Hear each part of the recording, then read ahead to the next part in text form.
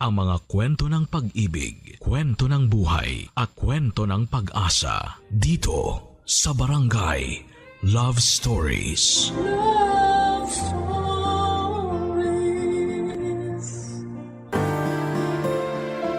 Isang pagkakilanlan ng bawat tao ang kanyang birth certificate. At iba pang mga certificate ng kanyang mga achievements sa buhay. Maaring requirements itong certificate para makapag-aral, kumuha ka ng passport, para makapagtrabaho abroad o para mas gumanda ang status sa buhay. Ikaw, kabarangay, ano ang tinatagong certificate mo na ipagmamalaki mo? Dear Papa Dudut, magandang tanghali po sa inyo, Papa Dudut, at sa lahat ng mga listeners natin sa Barangay Love Stories. Kapag wala pong trabaho ay nakikinig po ako sa inyo sa radio at minsan naman ay sa live streaming. Kaya po ako sumulat sa inyo ay dahil naniniwala ako na kapupulutan din ng aral ang karanasan ko. Ako po si Daphne, tubong Cavite, pero sa Quezon City ako naninirahan para magtrabaho sa isang call center. Dito rin ako nag-aral ng college kaya kabisado ko na ang buong QC. Sa pag-aaral ko noon at pagtatrabaho ko kahit malayo sa aking pamilya ay nagpursige akong magtagumpay.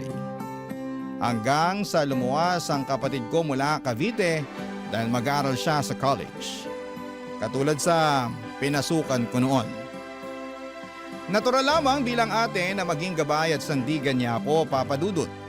Tumira sa akin ang kapatid ko para makatipid sa renta. At ako rin ang nagpresentang asikasuhin ng ilan sa mga kailangan niya. Kabilang na nga ang pagkuha ng birth certificate niya sa PSA. Hindi pa kasi uso noon ang mga online. Kaya mano-mano na inasikaso ko ang mga kailangan ng kapatid ko.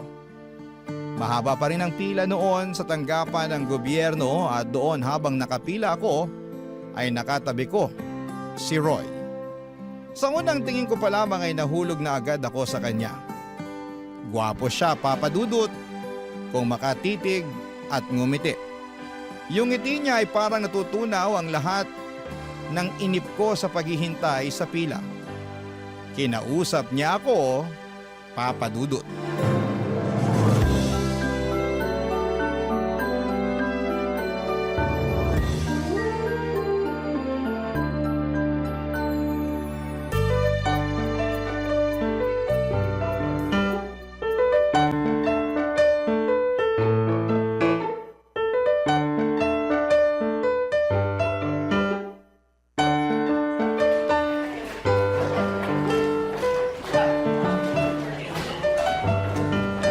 Ano nga ulit ang pangalan mo?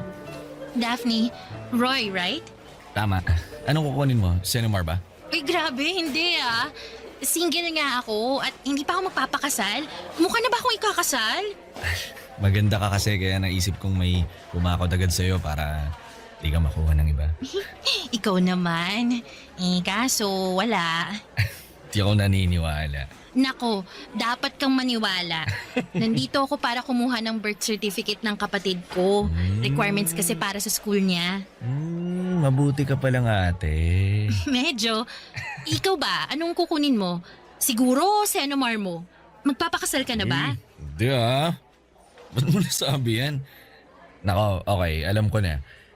Dahil gwapo ako at malamang may babaeng binakuran agad ako para hindi ako makuha ng iba. Lakas ng tama mo. Bakit mo tinanong? Tinanong mo kaya ako niyang kanina, kaya binalik ko lang sa'yo. Sa bagay.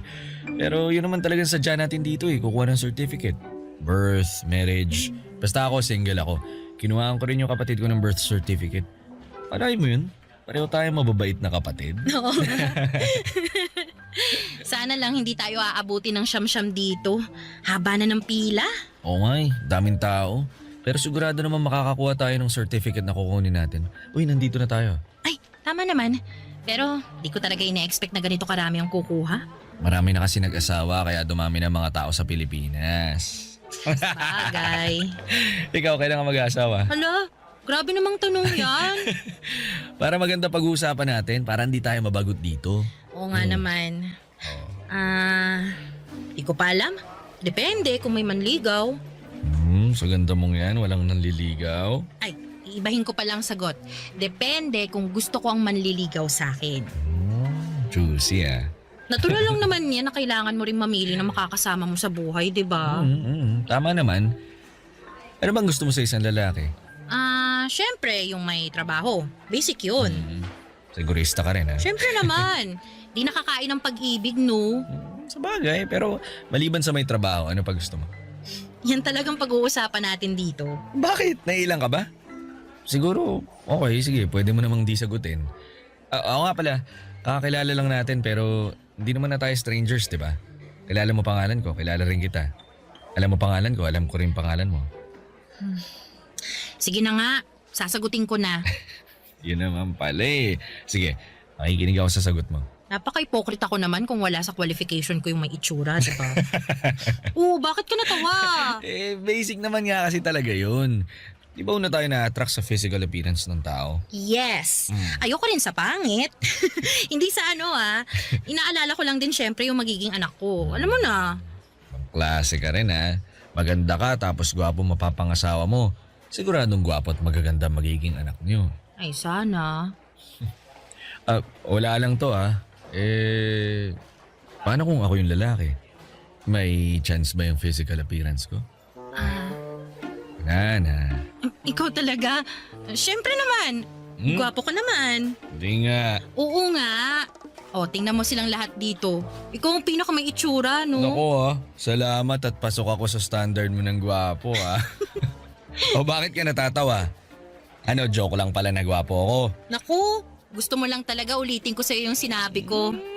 Mr. Roy, ang gwapo niyo po at kayo na ang pinakagwapo na nandito sa opisina.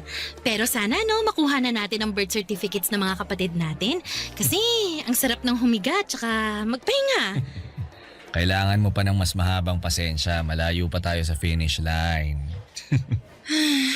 Oo nga.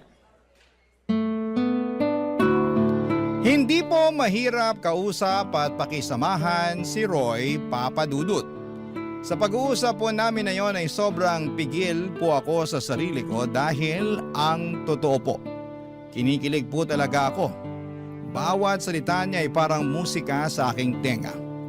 Ang bawat ngiti niya ay sobrang nakakabighani po talaga. Kahit umabot kami ng 5 oras sa pila ay hindi ko nararamdaman ang bagot nang dahil sa kanya.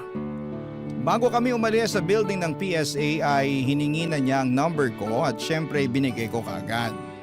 Hoping talaga ako na baka siya na ang para sa akin at magkatotoo yung gusto ko na kapag magkaanak man ako ay siguradong maganda at gwapo. Nang araw na yon ay agad siyang nag-text sa akin at nangumusta kung nakauwi ako sa bahay. Sinagot ko naman yung text niya hanggang sa araw-araw na kaming nagte-text at niyaya niya ako ng isang date. Gusto niya daw ako kaya nais niyang mas makilala ako personally. Pumayag naman akong makipag-date sa kanya, Papadudut.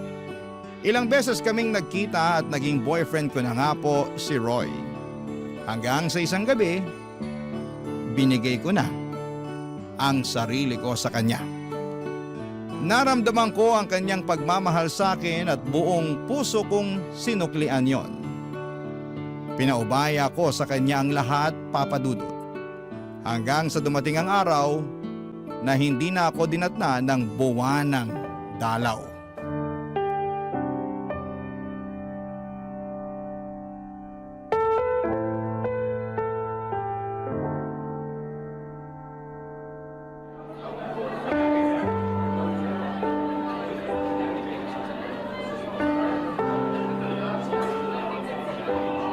Mahal, may sasabihin sana ako sa'yo. Ano yun, mahal? Parang ang serious mo. Mahal mo naman ako, di ba? Mukhang seryoso nga to. Ano ba yan? Alam mo, mahal, di mo na dapat ako tanungin ng ganyan kasi alam naman natin ang sagot. Mahal kita. Mahal na mahal. Kaya nga dito kita dinala sa favorite restaurant mo kasi mahal kita eh. Salamat sa pagmamahal mo Na-appreciate ko talaga lahat ng to. Pero Anong pero? kinakabahan kasi ako. Ikaw talaga, 5 months na tayong magkarelasyon, kinakabahan ka pa rin sa akin? Tsaka kilala na natin ang isa't isa, di ba? Wala na tayong tinatago mula ulo hanggang paa. Kabisado na natin ang bawat isa. Tama ka, pero... Ano ba yung pero na yan? Sabihin mo na nga para ma-let go mo na yan, para gumaan na yung loob mo. Sige na, ano? Mukhang good news naman siguro to kasi nagmamahala naman tayo. Mahal, hindi ako manghuhula. Sabihin mo na. Naaalala mo yung 3rd monthsary natin? Yung nakalimutan natin gumamit ng proteksyon? Bale, hindi na kasi ako dinatnan. Tapos medyo masama din ang pakiramdam ko lately kaya ayun, nag-pregnancy test na ako. Eto, kita mo naman ang resulta. 2 guhit. Buntis ako, mahal. Magkakaanak na tayo. Ano?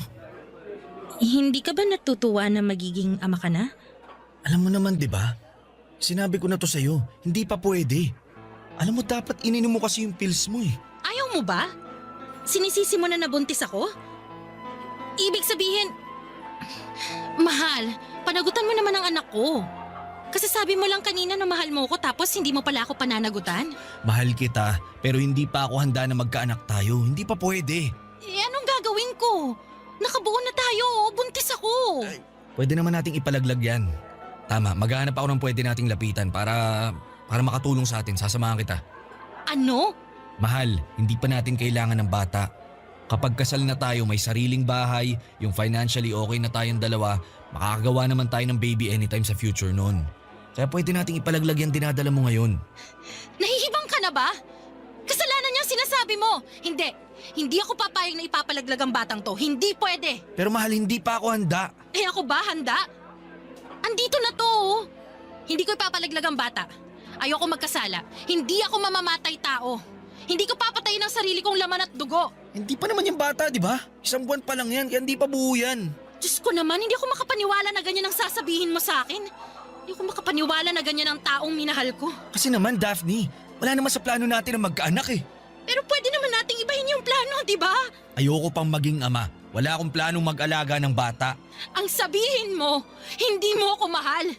Dahil kung mahal mo ako, tatanggapin mo to eh. Pakakasalan mo ako. Mahal kita, pero wala pa sa usapan natin ang kasal-kasal na yan. Ano pala itong ginagawa natin? Tiki man lang? Bakit ba ako nagtiwala sa'yo kung ang gusto mo lang ay panandali ang kasiyahan? Pareho tayo naging masaya nung ginawa natin yun. Pwede pa naman tayo magpakasaya sa bawat isa eh. Alisin lang natin yung nasa tiyan mo. Promise, mag-iingat na talaga ako. Hindi na tayo makakabuo. Anong klaseng pag-iisip yung meron ka? Hindi ako nakikipagrelasyon para lang sa ganyan. Ginagawa natin yun dahil mahal natin ang isa't isa. Ano ba? Wala akong pakialam. Sagutin mo ang tanong ko. Mahal mo ba talaga ako o gusto mo lang akong gamitin? Mahal kita. Kung mahal mo ako, pakasalan mo Hindi ako. pwede. Bakit? Basta hindi pwede. Tapos ang usapan. Papadudot, buo na talaga ang desisyon ni Roy na hindi niya papanagutan ang dinadala ko dahil ayaw niyang masira ang plano niya sa buhay. Dahil sa hindi na kami magkasundo ay tuluyang kaming nagkahiwalay, Papadudot. Itinuloy ko ang pagbubuntis ko dahil mahal ko ang magiging anak ko. Wala siyang kasalanan at gusto kong ibigay sa kanya ang karapatan nitong mabuhay sa mundo. Pero takot ako na sabihin ko ang totoo sa mga magulang ko. Maaring nasa tamang edad na ako, may trabaho pero takot pa rin ako sa mga magulang ko. Takot akong sabihan nila na bakit ako nagpakatanga sa isang lalaki. Na bakit hindi ako nag-ingat. Ang tanging nakakaalam na mga oras na yon ay ang kapatid kong kasama ko sa inuupahan namin. Walang araw na hindi ako umiiyak.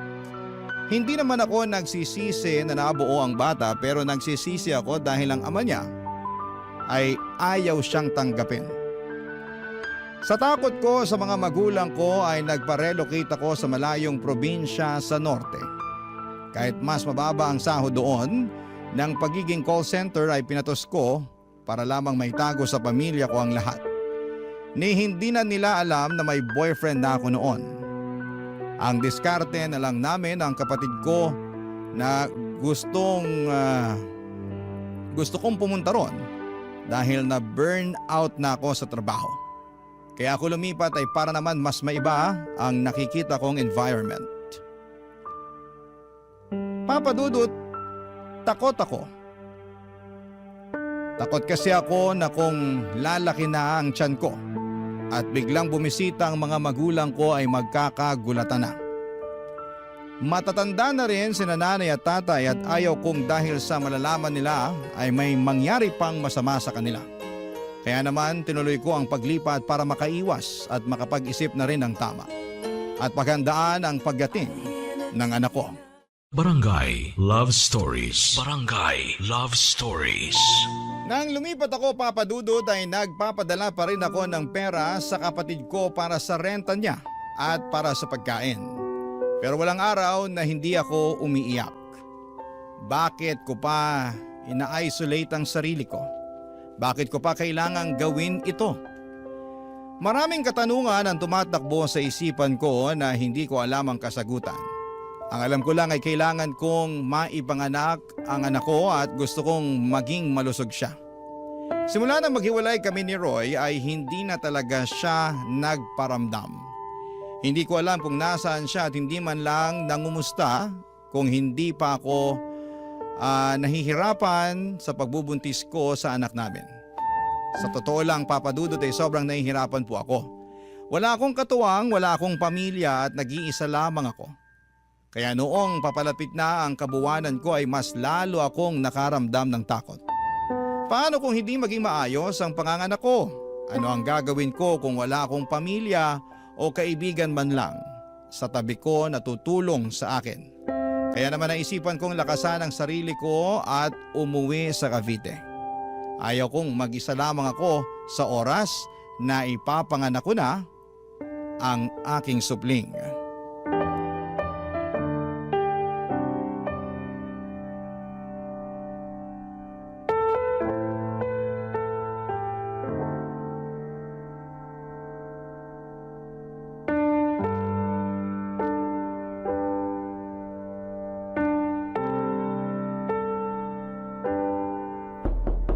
Nay! Nay! Sandali! Papunta na! Daphne? Nay! Anong nangyari? Nay! Nay, huwag po kayong magagalit, ha? Bakit ba? Ano bang nangyari, anak? Kasi, Nay, Ano nga? buntis po ako! Sorry, Nay. Diyos, Sorry. halika nga bata ka. Pumasok ka. Ikaw ba nagbitbit ng mga gamit mo? Naku, bakit hindi mo kasama ang kapatid mo? Ano bang nangyari? Daphne, sino ang ama ng dinadala mo, ha? Nasaan siya? Hindi mo man lang sinabi sa amin na buntis ka. Kahit yung kapatid mo, wala ring sinabi. Nay, I'm sorry po talaga. Pero wala pong ama ang anak ko. Ano? Ibig sabihin, Daphne naman, bakit naman ganito? Nagkamali po ako, Nay. Maling-mali po. Pero ayoko po may magawa pa akong mali. Ayoko po ipalaglag yung bata. Gusto ko po siyang mabuhay, Nay. Mahabaging Diyos. Ay, talagang mali kung ipinalaglag mo yan. Ay, nakong bata ka. Sandali. Nakakapagpa-check up ka naman ba? Opo.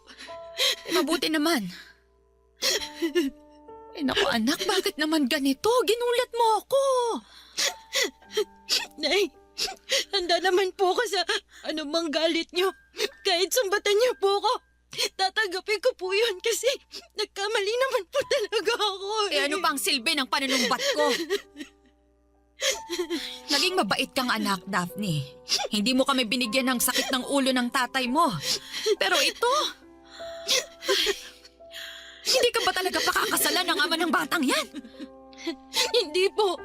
Nawala na lang siya na parang bula matapos niyang malaman na nagdadalang tao ako. Napaka-irresponsableng lalaki yan. Saan mo ba nakilala yon, ha? Hindi mo man lang inalam ang pagkatao ng lalaking yon. Mabait naman po siya sa akin, Nay. Akala ko po kasi maayos siyang tao. Naging okay naman po yung relasyon namin eh. Pero nang malamang buntis ka, hiniwalayan ka. Napakasama ng lalaking yon. Sorry, Nay. Sorry po. Ay naku, huwag ka nang mag-sorry. Hindi mo kasalanan na may taong mapagsamantala. Si tatay kaya, matatanggap kaya niya to? Siguro, magagalit yun sa umpisa. Pero mahal ka ng tatay mo. Matatanggap niya rin yan. Natatakot po ako, Nay. Ang importante ngayon, nandito ka. May kasama ka. Hindi po kayo galit sa akin. Ay, hindi ko alam, Daphne. Ang sa akin lang, anak kita. Hindi kita pwedeng pabayaan at apo ko ang batang yan. Kung mas ginamit ko lang sana yung utak ko, hindi sana nangyari sa akin to. Ay, huwag mo nang sisihin ang sarili mo. Hindi mabuti sa isang buntis ang umiiyak. Tumahan ka na. Ako nang bahala mamaya sa tatay mo pag uwi niya. Sigurado po ako pagchichismisan tayo ng mga kapitbahay natin. Huwag mo nang alalahanin ang mga yon. Wala naman silang ambag. Hindi nila alam ang nangyari. Tsaka, sino ba sila para husgahan ka? Nandito lang ako, anak. Ang mahalaga sa ngayon, ligtas ka dito. At sana maging maayos ang panganganak mo.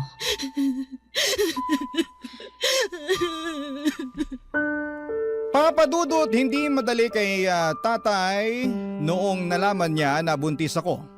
Pero tulad ni nanay ay inunawa niya ako, Papa Dudut. Kalaunan ay pareho silang dalawa na naging excited na sa unang apo nila. Nakikipag-away pa sila sa mga marites na sinasabing disgrasyada daw ako. Hanggang sa dumating ang araw na pinanganak ko ang munting anghel ko. Sa unang rinig ko ng pag-iyak niya ay parang lalabay sa tenga ko. Ang sarap pala sa feeling na marinig ang boses ng anak mo na nagbibigay ako ng buhay. Nang makita ko, Papa Dudut, ang mukha niya ay sobrang tuwa ko. Tama lang ang desisyon ko na hindi ko siya pinalaglag. Tama ang desisyon kong harapin itong pagsubok na ito. Pinalaki ko ang anak ko ng mag-isa pero syempre nandyan naman ang lolo at lola niya. Bumalik ako sa Quezon City kasama ang anak ko at naging porsigido ako sa trabaho dahil sa anak ko. Kahit walang amang nakalagay sa birth certificate niya, nagiging ama at ina ko para sa kanya. Pinangako kong mamahalin at aalagaan ko siya. At kahit iniwanan kami ng ama niya, ay kaya ko siyang buhayin. Hanggang isang araw, bumisita si nanay sa QC. Namasyal kami sa isang mall at laking gulat ko, Papa Dudut. Sa unang pagkakataon matapos ang huli naming pag-uusap, ay nakita ko si Roy.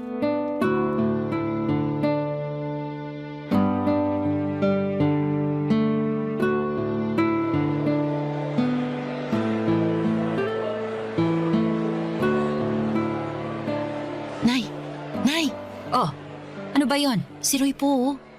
Ano? Ang lintik na lalaki na yon? Nakita ko po siya. Ayun po, nakatayo doon. Sino dyan? Yung naka-green po na t-shirt. Ang hayop na yon. Teka, sandali ha? Nay! Anong gagawin niyo? Ano pa? Di susugurin ko ang lalaking yon? Nay, wag na po. He! Manood ka na lang dyan. Hoy, lalaki! Nay! Daphne? Kulang niya akong lalaki ka?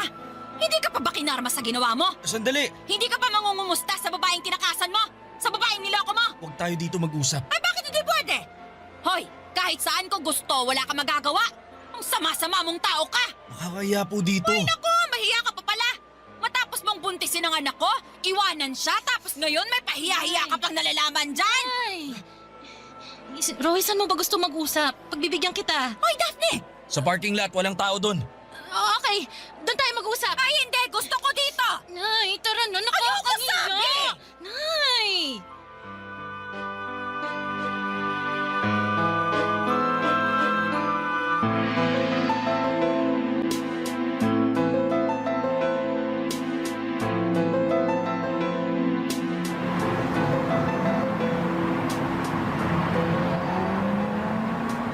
Ngayon nandito na tayo.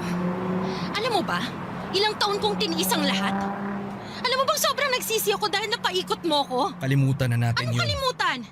Kalimutan ang mga ginawa mo sa akin at sa anak ko? Ibang klase ka ring lalaki ka? Gagawin mo pang mamamatay taong anak ko noon sa plano mo? Hayop ka! Buti talaga hindi ako sumunod sa gusto mo eh. Kahit walang ama sa birth certificate ang anak ko, hindi kawalan. Pasensya na talaga. Hindi kasi talaga kita pwedeng panagutan nun. At kahit ngayon, At bakit? Dahil gusto mo maging single forever at anak ka ng mga babaeng gusto mong lokohin? hindi po. Daphne, sorry talaga. Alam mo, nakukonsensya talaga ako sa ginawa ko pero hindi talaga tayo pwede. Tama na ngayang hindi tayo pwede. Mas lalo mo nang pinamumukha na nagpakatanga ako sa'yo. Sa totoo lang, minahal kita. Alam mo yan. Pangklase? Mahal. Mahal tapos hindi pananagutan? Ano yon? Nagsinungaling ako sa'yo, Daphne. Ano? Mahal mo ko pero nagsinungaling ka. Alin ba doon ang totoo? Dapat hindi na natin to kinausap eh. Dapat sinapak na lang natin. Sobrang makasarili ako. Nung araw na nagkakilala tayo, nabighani talaga ako sa'yo. Totoo yun. Kaya napilitan ako magsinungaling sa'yo. Ano? Ang totoo, sa Inumar ang kinuha ko kasi magpapakasal na kami ng asawa ko nun. Ba't walang iya talaga to, ano? Ibig sabihin sa simula pa lang niloko mo na ako? Mangloloko ka? Kaya pala ayaw mo akong mabuntis. Kasi may sabit ka na pala. Napakasama mong tao. Napakasama mo. May taong katulad mo. Sinaktan mo ng hustong anak kong hayop ka. Ha? Ayan! Sige! Sorry, patawarin mo ako! Pwede bang kapag makita mo ko, wag mo na akong lapitan? Ayoko malaman ng asawa ko to, ayoko masira ang pagsasama namin. Napaka makasarili mong tao. Gusto mo makuha ang anak ko. Gusto mo pang ipalaglag ang apo ko. Tapos ngayon, ayaw mong masira ang buhay mo? Huh? Demonyo ka ba? Ayun na nga, Nay. Wala naman dapat pag-usapan pa eh. Ang mga taong katulad niya hindi binibigyan ng oras. Tama! Ang dapat sa kanya, ito! Karmahin ka sana sa lahat ng kasamaang ginawa mo! Halika na, Daphne! Hindi talaga ako makapaniwala sa mga nalaman ko noong araw na yon, Papa Dudut. Hindi ko po inakalang naging kabit ako ng walang kaalam-alam dahil ikinasal pala siya noong nagkarelasyon kami. Kaya pala hindi niya ako pinakilala man lamang sa mga magulang niya at hindi ko napuntahan ang bahay nila. Parati lamang kaming nagkikita sa piling lugar dahil may tinatago pala siya sa akin, may asawa na pala siya. Matapos ang pag-walkout namin ni Nanay sa harapan ni Roy dahil ayaw na ni Nanay na mas ma-humiliate pa kami sa kalokohang ginawa niya, ay dumiretso na kami sa bahay. Buti na lamang at mas pinairal ni Nanay ang utak niya at hindi ang kanyang emosyon. Natakot ako na baka atakihin sa high blood si Nanay dahil nakaka-high blood naman talaga ang mga pangyayari at ang makitang pagmubuka ni Roy. Ewan ko ba at hindi ko mapigilang umiyak noon. Dahil nga hindi ko matanggap na naloko ako ng lalaking may sabit na. Kaya naman pinayuhan ako ng nanay ko na huwag nang iyakan. Ang importante ay nakawala ako sa lalaking hindi dapat bigyan ng pansin. Ang importante ay ang anak ko at ang future niya. Kahit ganun pa man ang nangyari, Papa Dudut. Hindi ko naman po pinagsisihan na naipanganak ko ang isang anghel sa buhay ko. Maligaya ako bawat araw, lalo na kapag tinatawag niya akong mama at nilalambing. Pinaparamdam niya sa akin na sapat na ako para sa kanya. Barangay Love Stories. Barangay Love Stories.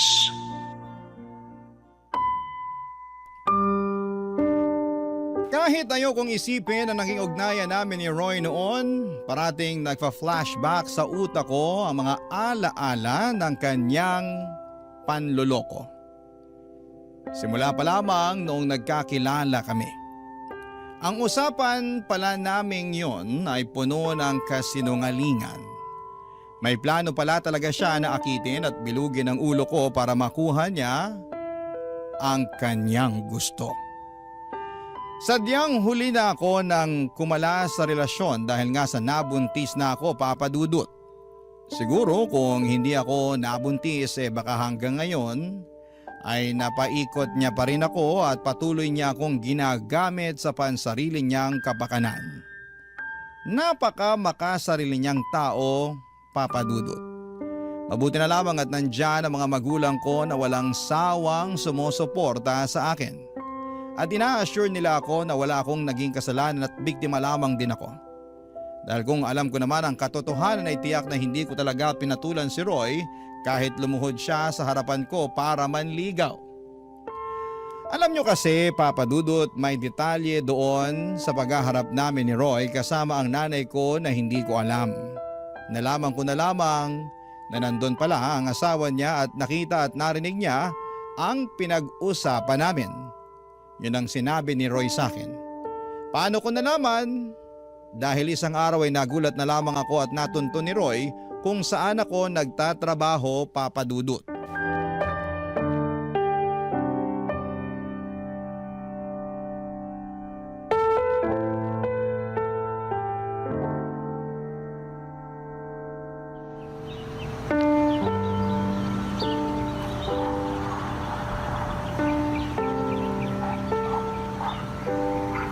Daphne, kausapin mo ako. Anong ginagawa mo dito? Wala na tayong pag-uusapan pa. Umalis ka sa harapan ko! Ano ba? Daphne, please naman. Kailangan kong tulong mo. Ano? Tulong? Teka, nabibingi yata ako. Tulungan mo naman ako. May malaki kasi akong problema eh. Ikaw lang makakatulong sa akin. Kinugood time mo ba ako? Wala akong panahon makipaglaro. Kaya pwede ba? Bitawan mo ako. Kailangan ko nang pumasok sa trabaho. Sandali lang, please. Ano ba talagang kailangan mo? Ha? Ayoko na ng gulo. Gusto kong kalimutan kung sino ka at kung ano ka sa buhay ko. Kaya umalis ka na. Yung asawa ko. Anong asawa mo? Wala akong pakialam sa'yo at sa asawa mo. Daphne, nung nakita niyo ako. Nung nag-uusap tayo sa parking lot kasamang nanay mo, nakita tayo ng asawa ko. Narinig niyo yung usapan natin, nalaman niyo yung totoo. Nalaman niyang naging kabit mo ko. Eh ano naman ngayon? Bakit mo to pinapaalam sa akin, ha? Kasi kailangan ko nga ng tulong mo. Niwalayan ako ng asawa ko. Eh ano? Hindi ko maintindihan at ayaw kong intindihin yung problema mo. Ano naman ngayon kung hiwalay na kayo? Anong tulong yung sinasabi mo? Kausapin mo naman yung asawa ko. Sabihin mo sa kanya na ikaw may gusto kaya nangyari yung sa atin nun. Ano? Daphne, sige na, tulungan mo lang ako. Ngayon lang. Ayokong tuluyang hiwalayan ako ng asawa ko. Nahihibang ka ba? Gusto mong kausapin ko siya at sabihin nilandi kita para patulan mo ko nun? Wow! Lakas ng tama mo, ha? Daphne, please. Etong pwede kong mabigay sa'yo. Tigilan mo ko, Roy! Hindi ko gagawin ang kalokohang to. Daphne, nagmamakaawa ako sa'yo. Kumbinsi mo ang asawa ko na makipagbalikan sa akin. Kahit ilang sampal tatanggapin ko, tulungan mo lang ako. Sige na. Hindi! Binaboy mo na nga ang pagkatao ko, Roy. Bababuyin mo na naman. Ganyan na ba talaga ako kaliit sa tingin mo para gawin to, ha? May natitira pa akong dignidad. May natitira pa. Kaya tigilan mo na ako, pwede? Wala kang mapapala sa akin. Daphne naman. Umalis ka na. Hindi ako aalis. Sabi ng kailangan kong tulong mo. Hindi ko kaya mawala ang asawa ko. Napakawalang hiya mo na nga. Gagawin mo pa akong tanga? Para ano, ha? Para magmukha kang mabait. Para magmukha kang mabuting asawa at nagkamali lang dahil may malanding babaeng umakit sa'yo. Kakaiba rin ang gusto mong kwento, ha? Daphne, oh, eto. Kung kailangan kong lumuhod, gagawin ko. Tigilan mo nga ako sa paluhod at pagmamakaawa mo sa akin. Kahit buong araw at gabi ka pang lumuhod dyan, hindi ko gagawin ang gusto mo. Hindi ako haliparot, alam mo yan. Nagmahal ako noon. Nagtiwala. Umasa na yung lalaking binigyan ako ng pag-ibig, seseryosohin at mamahalin ako ng totoo, pero hindi pala. Ang lalaking minahal ko, isa palang demonyo. Daphne, patawarin mo na ako. Ilang beses akong nagmakaawa nun sa'yo na huwag akong hiwalayan, di ba? Dahil nagdadalang tao ako. Ano, pinakinggan mo ba ako? Hindi. At ngayon, gusto mo magsinungaling ako sa asawa mo na ako ang may kasalanan na lahat? Hayop ka! Wala kang kwentang tao! Daphne naman! Manigas ka dyan!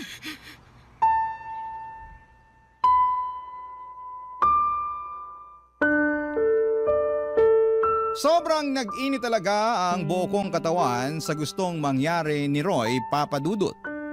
Niloko na nga ako, gusto pa niyang maging kasabwat ako sa panlulokong gagawin niya. Sino bang matinong babae ang papayag sa ganon? At saka hindi ako cheap na babae na pwede niyang gamitin. Pagkatapos ng tagpong yon ay hindi ko na alam kung anong nangyari kay Roy.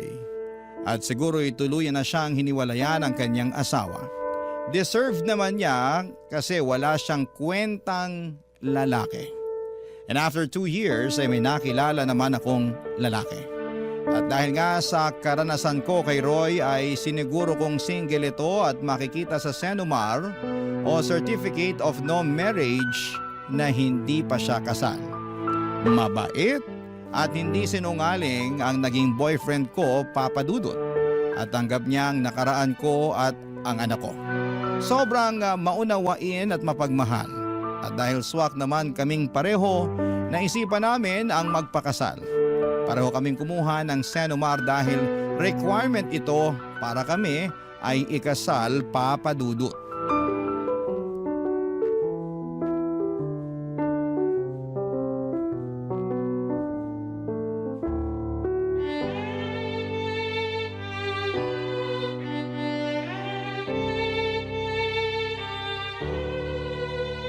Evan, dumating na yung Senomar natin. Bubuksan ko na ba tong 2 envelope? Sabay ba talaga? Sabay tayong kumuha eh. Sige, buksan mo na para malaman mo single na single ako at ready na pakasalan ka. Sige, ikaw ang magbubukas ng sa akin at ako naman ng sayo. Game? Game! Teka, babasahin ko na. Ayan! Single! Single nga, sabi ko sa'yo eh. O ano, pwede na tayo ikasal. Wala tayong sabit pareho. Han! Oh, bakit ka umiyak? Hindi ko mapigilan. Natutuwa lang ako kasi matutuloy na yung kasal natin. Ako rin, sobrang saya ko na ikaw magiging asawa ko. Evan and Daphne Nuptial. Malapit na malapit na. Parang showing soon lang na plug O bakit? Artistahin naman tayo ah. Alam mo Han, naisip ko, total magiging mag-asawa na tayo. Magiging isang pamilya na tayo. Gusto ko nang ituloy yung sinabi ko nun sa'yo. Yung bala kong i-adapt yung anak mo. Gusto ko magamit niya ang apelyido ko na ako ang legal na ama niya sa mata ng batas. Talaga ba? Oo naman. Kaya sana pumayag ka na. Sorry, Han. Oh, kaya mo pa rin? Hindi. Gusto ko. Doon kasi, hindi ako sure sa idea mo na ganito. Kasi nga, ayoko mag-expect na magiging happy ending tayo. Pero napatunayan ko na totoo ka. Na mahal mo nga ako. At wala kang ibang babae sa buhay mo kundi ako. Alam mo Han, walang araw na hindi ako naging totoo sa'yo. Ayoko rin yung sinungaling na tao eh. Basta ngayon, ang importante malapit na yung kasal natin. At gusto ko na ibigay ko rin sa anak mo yung apelyido ko. Kasi hindi lang ikaw ang mahal ko, pati na rin ang anak mo. Ang lahat sa'yo. Han. Deserve mo at ng anak natin na maging masaya tayo bilang isang pamilya, ha? Kaya please, pumayag ka na. Oo naman. Gusto kong dalhin namin ang anak ko ang apelyido ng isang lalaking sobrang bait. Salamat, Hana. Ikaw kasi, mabait ako kasi mabait ka rin. Tsaka, may isa pa pala akong request. Ano yun? Gusto ko, gawa agad tayo ng kapatid niya para 2 na agad yung anak natin. Oo ba? Oh, yun naman pala eh. Ready na ako dyan. Yan. Happy family tayo niyan. Magkakaroon na tayo ng marriage certificate. At sayong-sayo na ako. Ang swerte ko sa'yo. Ako ang swerte sa'yo. Mahal na mahal kita, Han. Mahal na mahal na mahal din kitahan.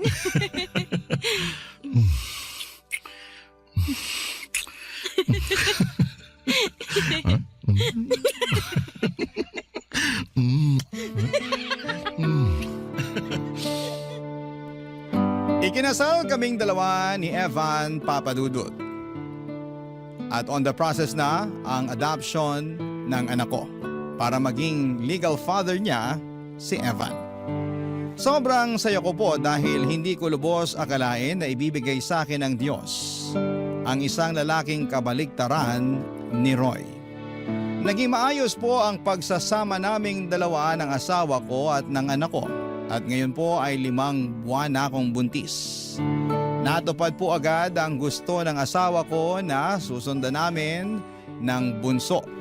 Wala akong naging problema sa asawa ko at ang pinagpapasalamat ko ay araw-araw na nagiging biyaya ang pagsasama namin. Sa ngayon ay wala akong balita tungkol kay Roy at wala akong balak na makibalita pa kung ano ang nangyari sa buhay niya. Wala na akong pakialam sa buhay niya. Ang sa akin ay gusto kong mapanatiling masaya at malusog ang aking pamilya. Maraming salamat po, Papa Dudut. Ang inyong forever kapuso at kabarangay, Daphne.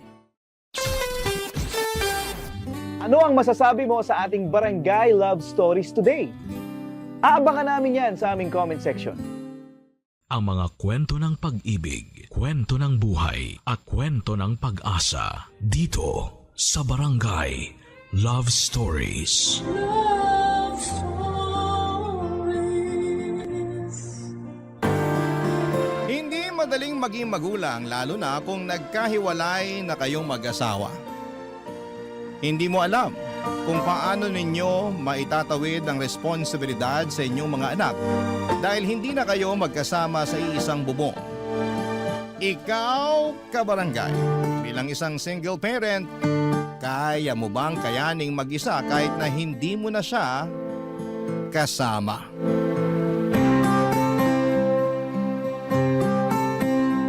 Dear Papa Dudut, ako nga pala si Audrey, 35 years old. Nagkaroon ako ng partner for 15 years. Si Phil, kaedad ko lang din siya. Nabiyayaan kami ng isang anak mula noong nagkaroon kami ng anak ay naisip naming magpakasal na. Kaya lang, napansin namin, Papa Dudut, na lagi kaming humahanap ng dahilan para huwag planuhin lagi ang kasal namin. Hindi namin alam kung ano ba ang problema kasi ang tagal na rin naman naming magkarelasyon. Kasal na lang talaga ang magbibigay ng formality sa lahat. Pero ang palaging pag-iwas namin sa pagpaplano sa kasal namin ay siyang magbubukas ng aming mga mata sa katotohanan. Isang araw, nag-usap kami biglaan. Ayaw na naming ituloy pa ang relasyon namin. Nag-agree kaming pareho na sapat na ang 15 years na relasyon namin. Walang samaan ng loob. Maginhawa naming tinanggap na hindi na namin pwedeng ipagpatuloy pa ang relasyon namin. Ang nagulat nga ay yung mga kamag-anak at kaibigan namin at nakita kasi nila na halos wala kaming pagtatalong dalawa. Almost perfect na nga raw ang relasyon namin. Walang gulo o kahit na anong issue. Hindi naman namin may paliwanag sa kanila ang nararamdaman lang namin na ayaw na namin sa isa't isa. Alam naming dedepensahan nila yon at sasabihin pwede pang maremedyohan. Pero kasi alam namin dalawa ni Phil na tapos na talaga ang lahat sa amin. At kailangan na lang naming maging magulang sa 6-month-old baby na si Luna. Sa kanya na namin ibubuhos lahat ng pagmamahal na meron kami sa puso namin. Kaya naman kahit mahirap na hiwalay na kami at hindi kami magkasama sa iisang bahay ni Phil, sinigurado naming maibibigay namin lahat ng needs ni Luna sa pamamagitan ng co-parenting, Papa Dudut.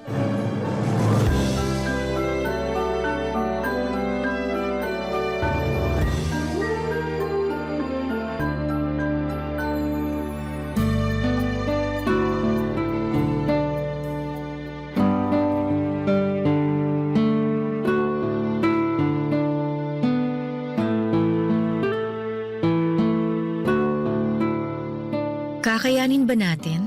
Oo naman. Tayo pa ba? Paano kung magaya tayo sa ibang magulang na hindi magkasundo sa pag-aasikaso sa anak? Hindi mangyayari sa atin yun. Magtiwala ka sa atin. Ngayon mo lang sinasabi yan kasi nagsisimula pa lang tayo. Hindi mo pa alam kung ano yung pagdadaanan natin. Pagdaanan lang natin kung ano man yung kailangang pagdaanan. Ang importante, lalaban tayo. Pasensya na, overthinker lang talaga ang ex mo. Sorry ka napunta ka sa magaling mga assure na ex. Natatawa lang ako. Grabing magbiro ang tadhana Bakit naman?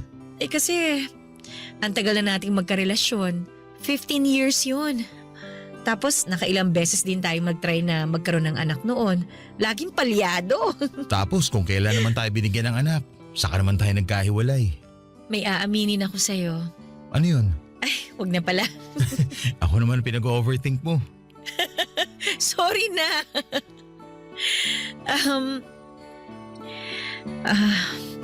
Muntik ko nang ipalaglag si Baby Luna nung nalaman kong nakabuo na tayo.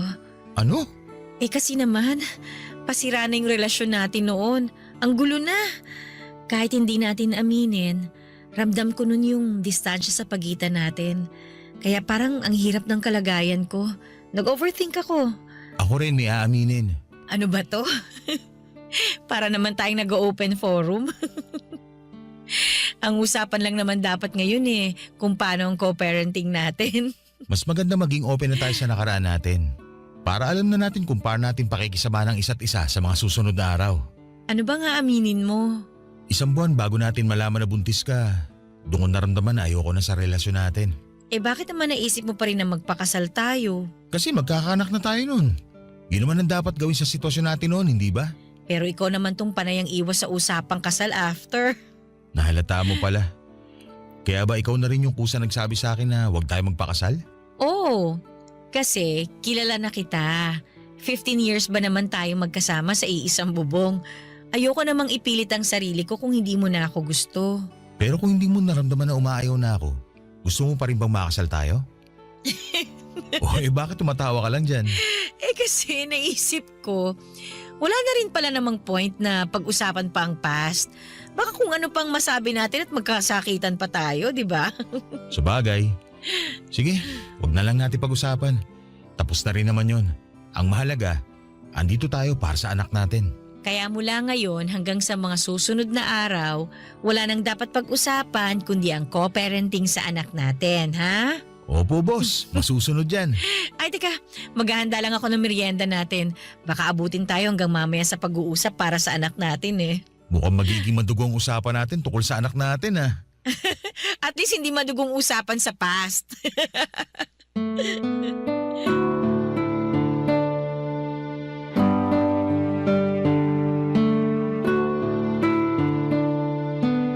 Kung ang ibang babae ay mahilig ungkatin ang past, ako naman ay hindi. Ayoko na. Sa totoo lang ay ganon ako noon at gusto kong pag-usapan namin ni Phil lagi ang nakaraan. Ayoko may gusot pa kami sa past para naman maging smooth lang ang present namin. Pero nung mga oras na yon na pinag-usapan namin ang past ay bigla akong nakaramdam ng pagkailang. Hindi po ako komportable na ungkatin ang totoong nararamdaman namin noon bago kami magkahiwalay. Mabuti na lang at pumayag si Phil na itikom ang bibig para hindi na namin i-discuss ang naging feelings namin noon. Kaya naman ang mga oras na yon ay wala kaming ibang ginawa kundi ang ayusin ang co-parenting namin sa anak namin na si Luna. Naging maayos naman ang usapan. Naging civil kami sa isa't isa at feeling ko mas lumalim ang friendship namin. Ang anak naming si Luna siyempre sa poder ko. Dadalaw si Phil 4 na beses sa isang linggo kapag hindi siya busy. Tuloy ang sustento niya sa aming mag-ina. Humingi lang ako ng sapat sa kanya dahil alam kong kailangan din niyang magbayad ng bills sa bagong titirhan niya. Pinaubaya na niya sa akin ang maliit na bahay na binili namin noong nagsasama pa lamang kami. Para na lang din sa anak naming si Luna. Napakabuti ni Phil habang tumatagal ang co-parenting namin ay nagugustuhan na namin yon. At naisip naming pareho na parang mas okay talaga na nagkahiwalay na lamang kami dahil mas naging patas kami sa usapan at mas panatag. Bukod pa roon ay gumanda ang relasyon namin bilang magkaibigan. Yun naman ang hindi namin pwedeng tanggalin sa aming dalawa. Ang maging magkaibigan. Pero kung tanggap na namin ang sitwasyon namin na ganon, meron pa rin mga tao na hindi pabor sa setup namin. Yon ay ang mga mahal namin sa buhay na gusto kaming magkabalikang dalawa, Papa Dudut.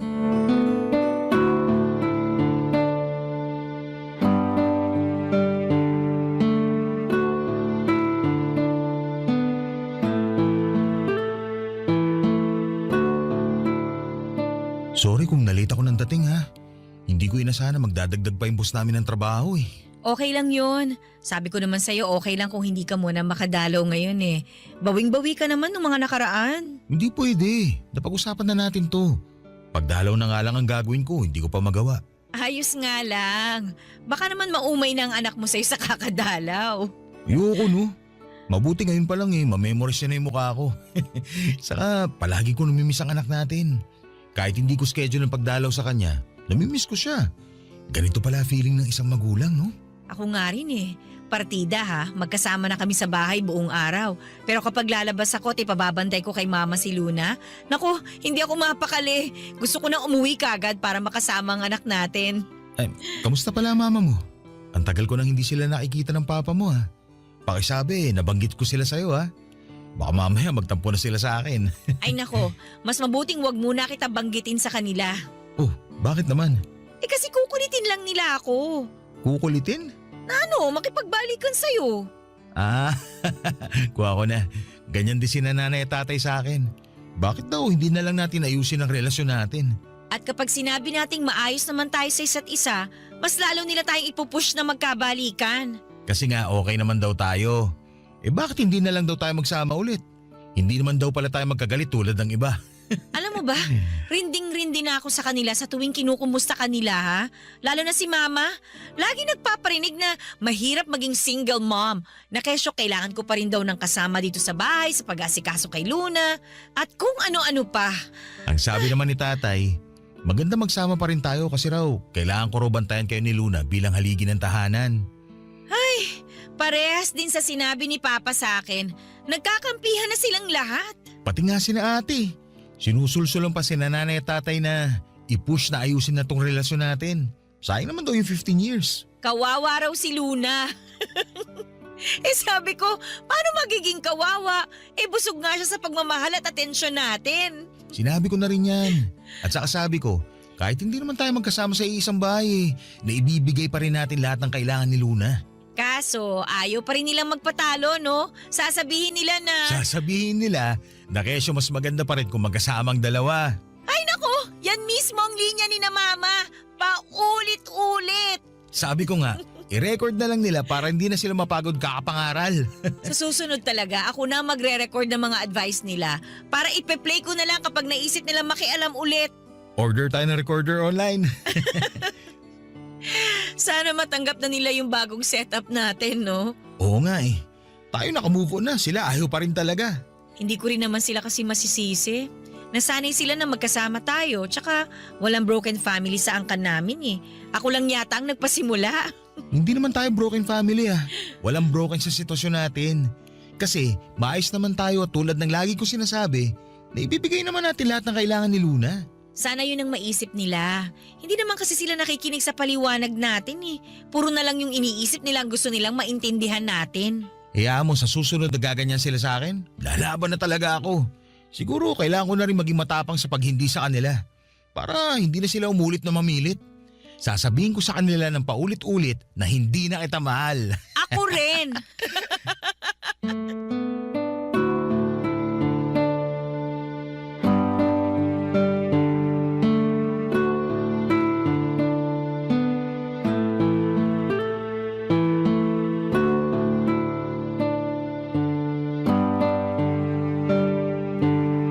Papadudot, nagsinungaling ako kay Phil. Mahal ko pa rin siya. Walang nagbago. Andun pa rin ang feelings ko para sa kanya, kaya lang syempre ay hindi ko naman yon pwedeng aminin. Ayaw ko namang magbukhang kawawa dahil obviously ay hindi na niya ako mahal. Paulit-ulit na lang niyang sinasabi sa akin yon. Alam kong hindi naman niya intensyon na saktan ako sa mga salitang yon. Dahil akala niya ay hindi ko na rin siya mahal, pero ang sakit pa rin pala kapag narinig ko yon sa kanya. Nagagawa ko na lang na magpanggap, papadudot, para naman isave ang pride ko. Pero habang tumatagal, ang hirap na ring itago. Pero wala akong ibang choice kundi ang ipakita sa kanya na parehas lamang kami ng nararamdaman para sa isa't isa. Baka kasi kapag nalaman niyang may feelings pa rin ako sa kanya, mailang na siya sa akin. baka hindi na mag-work out ang co-parenting namin. Siyempre ayokong mangyari yon. Damay kasi ang anak naming si Luna pag ganoon ang nangyari. Bilang isang ina ay wala akong ibang dapat na i-prioritize kundi ang kapakanan ng anak ko. Kahit sabihin pang binaon ko na ang sarili kong nararamdaman. Nanay na ako, una na palagi sa listahan ang anak ko. Kahit masakit, alam kong masasanay din ako. Siguro nga papadudot ay kailangan ko lang ng oras para maka-move on para kay Phil. Pero paano nga ba ako mag-move on, mga kapuso? Sa kanya, palagi ko siyang nakikita. Minsan gusto ko nang bawasan ang oras ng pagdalaw niya, papadudot. Pero ang ending, ako itong palaging nahihirapan dahil hindi naman nababawasan ang feelings ko para sa kanya. Minsan nga mas nadadagdagan pa kasi naman mas nakikita ko kung gaano siya kabuting ama para sa aming anak, papadudot. Barangay Love Stories. Barangay Love Stories. Sa pagpapatuloy ng co-parenting namin ni Phil ay naging smooth naman ang lahat. Kung meron mang gusot ay mabilis lang na naaayos. Mas naging mabait din siya sa akin lahat ng i-request ko. Kahit pang personal ko ay ibinibigay niya. Ginagawa niya lagi ng paraan kahit na mahirap. Kaya naman parang nahirapan ako na maka-move on sa kanya. Gustuhin ko mang pigilan siya sa mga efforts niya pero nananabik ako sa tuwing pinapakitaan niya ako ng maganda. Kaya naman hinayaan ko na lamang siya at iniisip ko na lamang nalilipas din ang nararamdaman ko. Masyado pa namang maaga para magmadali na mawala na lahat ng feelings ko sa kanya. 15 years kaming nagsama, hindi ba? Maintindihan naman ninyo kung hindi ko pa siya kayang bitawan. Saka ang importante ay hindi naman ako gumagawa ng dahilan para makipagbalikan sa kanya, papadudot. Tinanggap ko na. Kahit mahirap, kahit may feelings pa ako sa kanya, na hindi na kami pwede sa isa't isa. Kahit sabihin pang minsan ay pinapangarap kong hanggang pagtanda ay magkasama kaming dalawa. Pero ganon siguro talaga may mga taong hanggang pangarap lang. Walang katuparan. At dapat maging ayos lang tayo doon. Siguro hihintayin ko na lang ang tamang tao para sa akin. Pero bakit kaya ganon sa tuwing ipinagdarasal ko na makilala na ang tamang tao para sa akin ay biglang lumalabas ang mukha ni Phil sa isipan ko. Talagang siya pa rin pero ako mukhang nakalimutan na niya ng tuluyan. Napatunayan ko yon nang minsang dumalaw siya sa bahay at ibinalita sa akin ang bagong kaganapan sa buhay niya.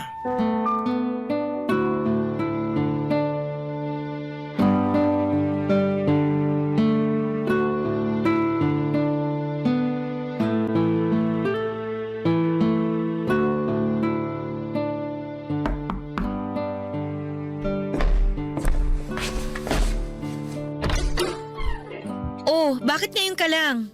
Pasensya na. Pasok ka na. Pasensya ka na talaga. Kanina ka pa humihingi ng pasensya. Hindi naman ako galit. Nakakahiya Kasi first time ko malate ng 2 oras.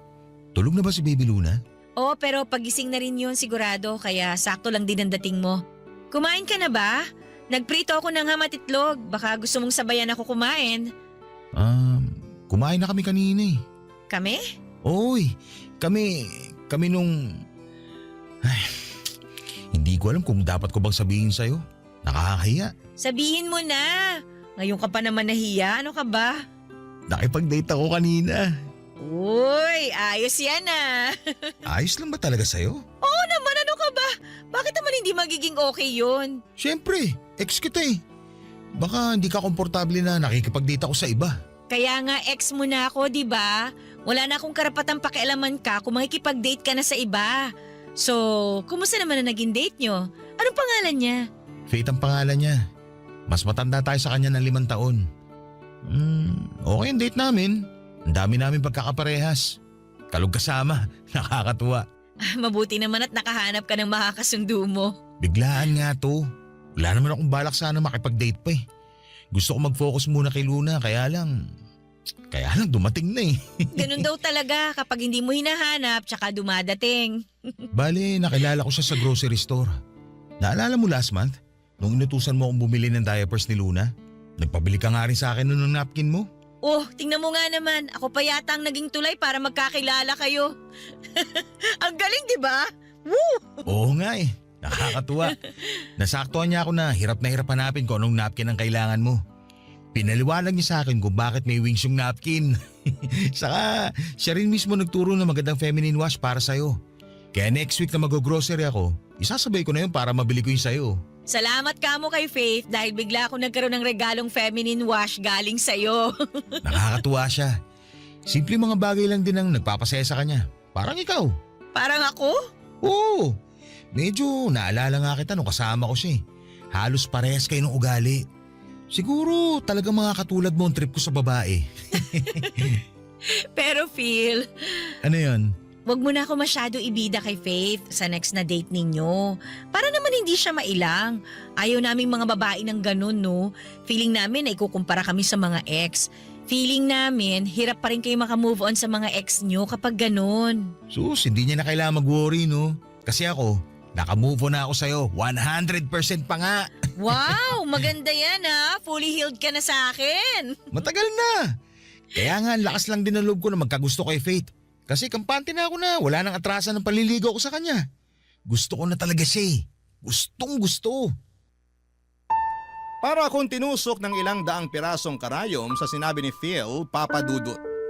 Bakit naman kailangang ganon pa ang sabihin niya? Nasaktan ako roon ha?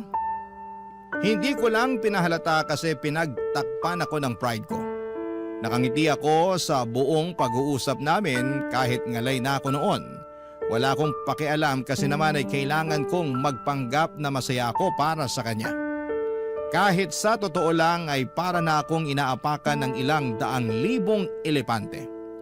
Ang OA ng pagkakadescribe ko, hindi ba? Pero ganon kasakit marinig na yung taong mahal mo ay iba na palang gusto. Lalo na noong sinabi ni Phil na 100% na siyang nakamove on sa akin. Grabe yon. Halos ilang araw ding umikot-ikot sa utak ko ang mga salita niyang yon. Gustuhin ko mang mag-change topic ng mga oras na yon, pero hindi ko magawa. Paano ba naman kasi ay laging naililiko ni Phil ang usapan at papunta kay Faith yon? Kasalanan ko rin naman eh.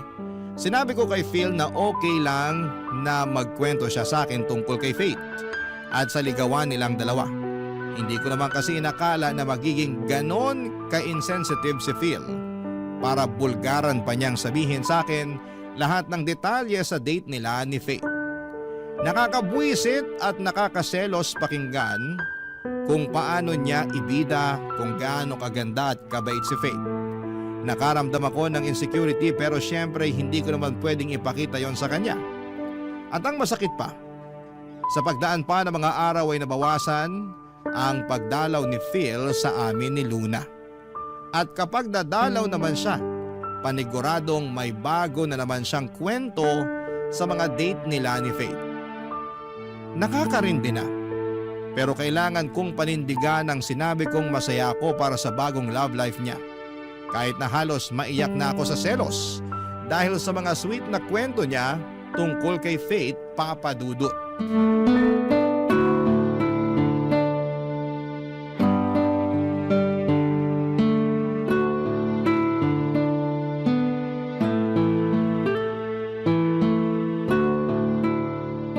Ikaw, Phil ha? Bakit? Tanggalin mo nga yung ngiti sa labi mo. Nakita mo na nga seryoso at galit ako eh. Sorry na. Ang happy ko lang kasi ngayon. Unang mansa rin namin bukas ni Faith. At alam mo ba, marami na akong plano para bukas. O teka, di ba sasamahan mo ako para sa check-up ni Baby Luna bukas? Ha? Bukas na ba yun? Wala, sorry. Nakalimutan ko. Kaya ako nagtatampo sa'yo eh. Nakakalimutan mo na ang schedule mo kay Baby Luna. Madalas ka pang late pag pumupunta dito. Tapos nababawasan na rin yung araw ng pagdalaw mo. Pagpasensya mo na ako, Audrey. Ngayon lang ulit ako naging masaya eh. Ngayon lang naman to. Nagsisimula pa lang naman kami ni Faith. Alam mo naman siguro yung ganitong feeling, hindi ba? Anong ganyang feeling? Yun yung mga unang araw, linggo at buwan nyo bilang magkarelasyon. Di ba puro kilig lang? Yung tipong ayaw nyo mawalay sa isa't isa. Ganun kasi ang nararamdaman ko ngayon kay Faith eh. Alam ko, nababadoyan ka na pero totoo kasi. Wala akong pakialam kung kiligin ka o para ka nakalutang sa ere dyan sa relasyon nyo ni Faith. Ang sa akin lang, sana sumunod ka naman sa schedule na napag-usapan natin para kay Luna. Ngayon lang ako papalya para sa schedule kay Luna. Pagbigyan nyo na sana ako ha. Hindi ko kasi alam na may schedule talaga. O baka nakalimutan ko lang din. Masyado kasi ako nag-e-enjoy magplano ng first monthsary date namin ni Faith. Unawain mo naman ako, please. Ay nako, Please, Audrey. Please. babawi ka sa susunod ha. Oo naman. Bawat kasalanan at pagkukulang ko sa inyo ni Luna, doble ang ibabalik kong bawi. Promise yun. Oo na, ang hirap mo palang ma-in love. Masyado kang OA. Uy, huwag ka nga.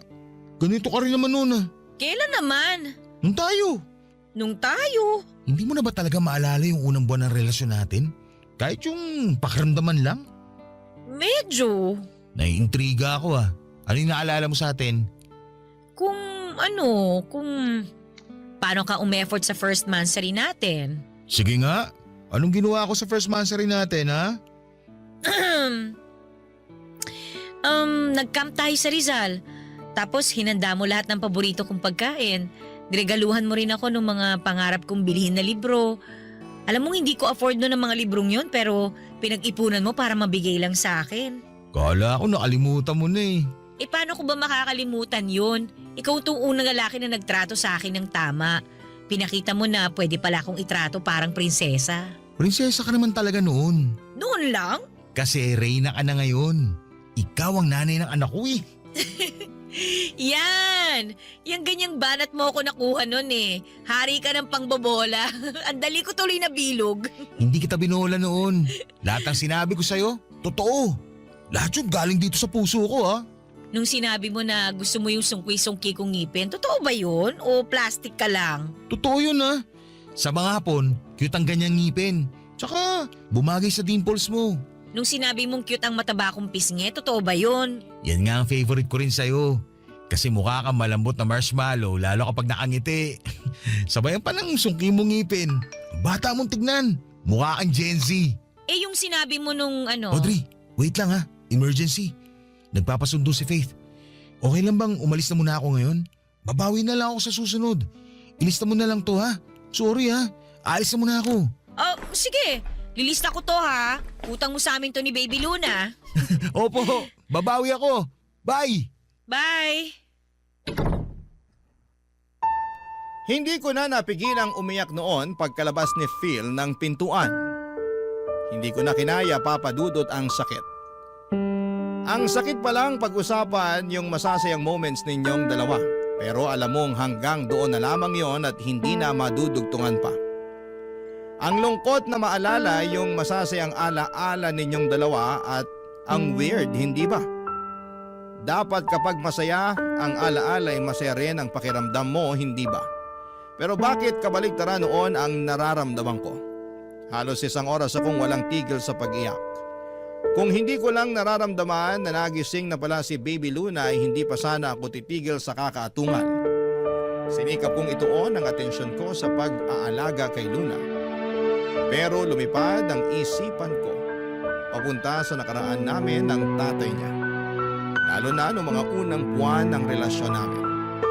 Totoong masaya ang mga unang buwan ng relasyon ninyo. Para lang kayong nakalutang sa ere. Lahat maganda. Lahat masaya. Lahat nakakakilig. Mapapangiti ako saglit kapag inaalala ko yun. Pero agad na sisilay ang lungkot dahil bigla akong babalik sa realidad. Kung saan ay hindi na kami magkasama ni Phil. Hindi na namin pwedeng madugtungan ang masayang nakaraan. Dahil si Phil, bumuo na ng masasayang memories kasama si Faith. Ang babaeng pinalit niya sa akin. Ang babaeng bagong nagpapasaya sa kanya. Nagpapakilig. Nagmamahal. Ano bang laban ko sa kanya, ako ang nasa nakaraan ni Phil. Barangay Love Stories. Barangay Love Stories. Araw-araw ay para akong dinudurog sa tuwing nagkakaroon ako ng update kina Phil at Faith. Isang parusa na makita sila noon sa Facebook na sobrang sweet. Dati naman kasi ako yung kasama niya sa mga post niya. Pero noong naging sila ni Faith ay nawala na ako bigla sa eksena. Dinilit na rin ni Phil ang mga pictures namin. Actually, ako ang nagsuggest para hindi magselos si Faith. Pero noong time na sinuggest ko yon ay nagsiselos lang kasi ako. Nadala ako ng emosyon ko. Ayokong i-delete niya ang pictures namin, gusto ko lang namang tanggihan niya ako para ma-feel ko na may halaga ako sa kanya. Pero ang bilis niyang sumunod. Nag-agree siya na baka magselos si Faith kapag nakita niya ang lumang mga pictures namin. Samantala si Baby Luna na lang ang natira sa Facebook ni Phil. Nakakainis. Pero kasalanan ko naman dahil ako pa nagsabi at nagpresenta na burahin niya ang mga pictures ko. Ang hirap naman talagang maging babae. Sino bang makakaunawa ng sitwasyon at hormones namin? Sa pagdaan ng mga araw ay pinapagalitan ko na ang sarili ko kung bakit hirap pa rin akong makalimot kay Phil. Ayos na nga rin sa akin kung 2 o 1 beses na lamang siya sa isang linggo kung dumalaw. Paano ba naman kasi naiisip ko lamang na makakatulong sa paglimot ko sa kanya kung bibihira ko siyang makikita. Kaya kapag nagpapaalam si Phil sa akin na hindi muna makakadalaw ay oo agad ang sagot ko sa kanya. Pero sa deep inside, nami-miss ko siya, Papa Dudut. At dahil doon ay mas lalo akong nagkikrave para sa kanya. Mas lalo akong nahihirapang makamove on sa kanya, Papa Dudut.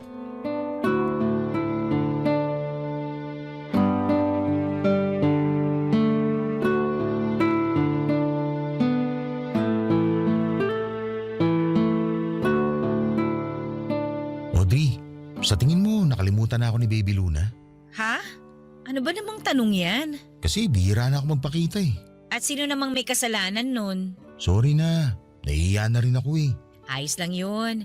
Iintindihin ka na lang namin dahil in love ka. Ikaw ba? Anong ako? Kailan ka may in love?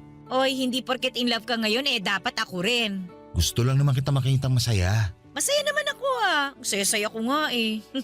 Ewan ko lang kung papayag ka pero may re-reto sana ako sa'yo. Pinsan ni Faith, naghahanap ng girlfriend. Naisip ka agad kita. Baboy nito! Ha? Nag-iisip ka ba? Irereto mo ako sa kamag-anak ng girlfriend mo? Ex mo ko, Phil, ano ka ba? Baka lang nakakalimutan mo ha? Hindi ako tropa mo na pwedeng ireto lang sa kamag-anak ng girlfriend mo, no? Sorry pero nakita ko naman kasi na matino yung pinsan ni Faith. Jake nga pala pangalan niya. May negosyo saka… Ganyan ka na ba ka-insensitive ngayon? Pakinggan mo muna kasi ako.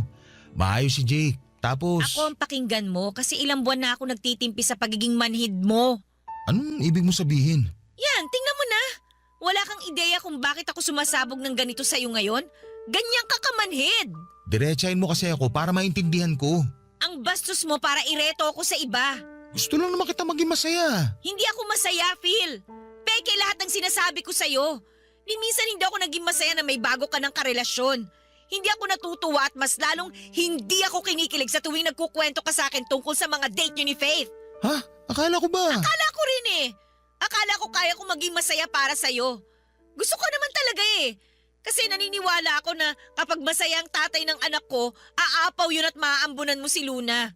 Oo, at nagagawa mo yun sa anak natin. Pero hindi naman ako maambunan kahit konting saya. Phil, masakit pa rin.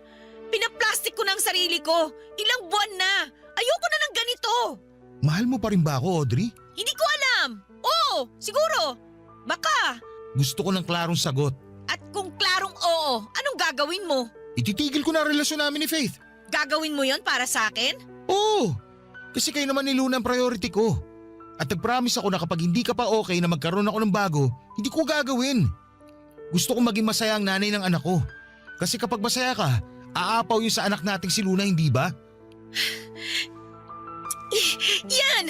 Yan ang dahilan kung bakit gusto kitang hayaang maging masaya kay Faith kahit ang sakit. Kasi ang bait mo eh. Ginagawa mo ang lahat para iparamdam sa amin ni Luna na kami pa rin ang una para sa'yo. Kayo naman talaga palagi ang una eh. Pero minsan nararamdaman ko na hindi na ako kasali sa inuuna mo. Sorry kung naiparamdam ko yun sa'yo nito mga nakaraan. Babawi ako. Makikipag-cool off muna ako kay Faith para maayos natin ang sitwasyon natin. Hindi mo kailangang gawin yon. Gagawin ko yun. Ayoko makitang malungkot at nasasaktan ka dahil sa akin. Pinangako ko sa sarili ko na kahit natapos na tayo, hindi ko hahayaan na maramdaman mo na nag-iisa at nalulungkot ka sa sitwasyon mo.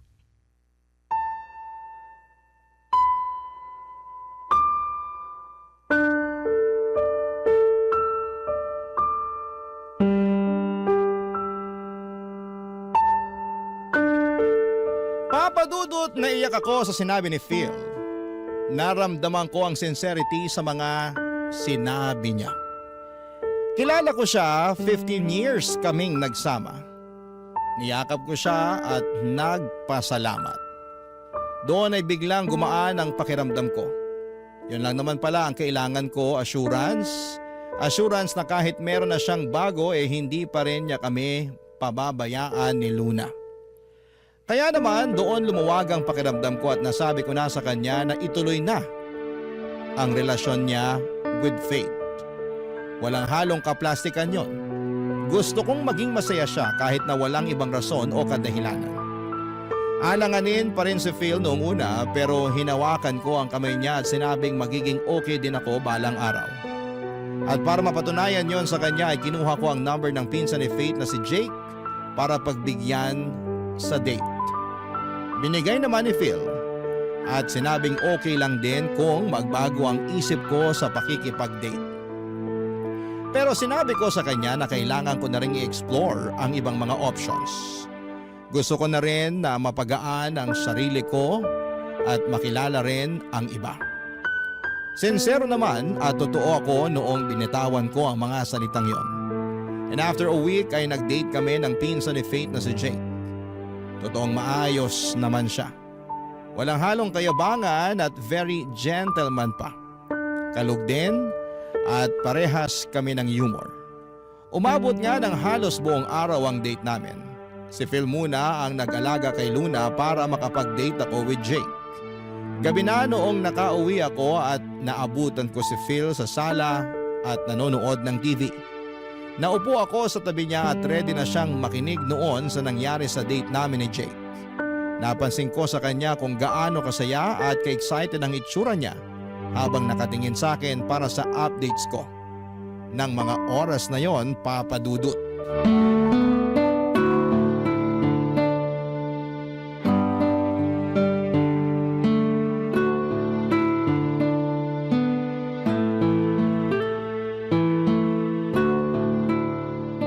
So ano, kamusta? Ayos pala si Jake, no? Hindi mayabang, gentleman, funny. Sabi ko naman sa'yo eh. Hindi naman kita reretuhan ng basta-basta lang, no? Gusto ko yung maaalagaan ka na talaga. Ayoko magpaalaga sa kanya eh. Anong ibig mo sabihin? Walang next date para sa amin. Ha? Akala ko ba ayos si Jake para sa'yo? Ano ba talaga? Ang gulo niyo talaga mga babae, no? Ayos naman talaga siya. Pero hindi ko maramdaman yung gusto kong maramdaman eh. Walang spark. Ginudge mo naman kasi kaagad. Baka kailangan na second date. Baka doon naman magkaroon ng spark. Doon ka na makukuryente. Ay nako, kilala ko ang sarili ko. Kapag una pa lang walang spark, wala na talaga. Ekis.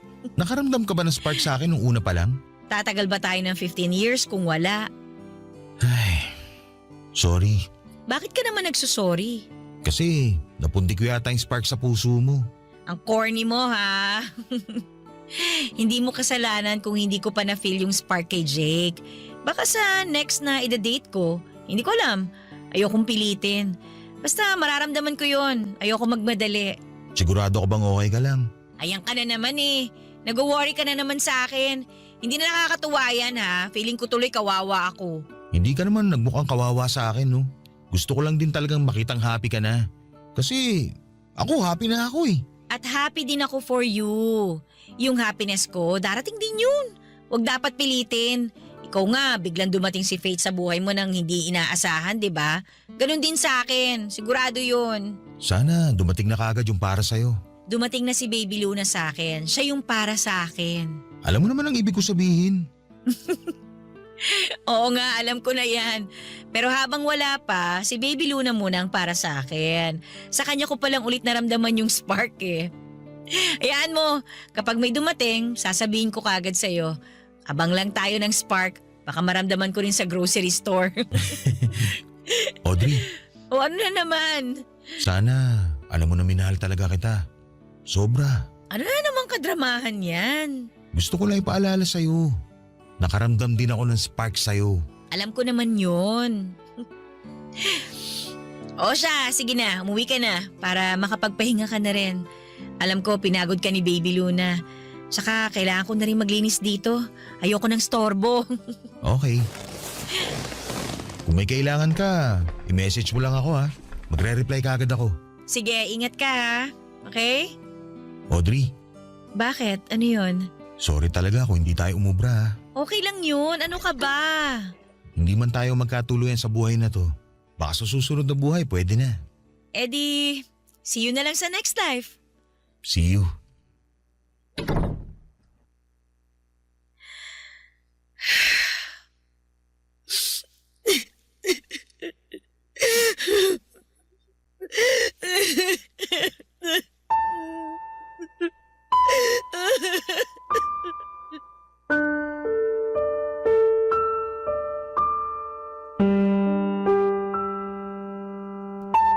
Baka nga sa susunod na buhay ay doon na kami payagan na magkatuluyan.